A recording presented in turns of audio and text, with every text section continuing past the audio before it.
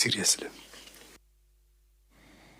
Tuelekee kaunti namba 15 ambapo waziri wa usalama Kipchumba Murkomen ameahidi kuwatuma maofisa zaidi wa usalama ili kurejesha hali ya usalama katika mpaka wa kaunti za Kitui na Tana River.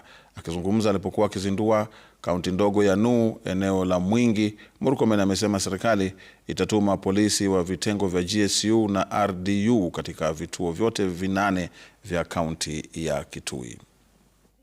Niko na askari mwenye ni granted amefanya. Mimi nawaomba sana tukubaliane kwa boundary ya hiyo game reserve ndio isaidie, tulete KWS wakuja wachukue ushukani huko ndio ilete usalama kati ya watu wetu. Pia kuna police station 9 imejengwa na county government ya hapa. Ninajua kwamba wana askari hapo kwa Kaliti na Katumba.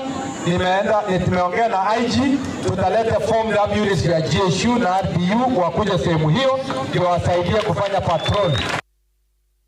Kutoka kaunti namba 15 tutarejea hapa kaunti namba 47 ambapo Rais Ruto amesema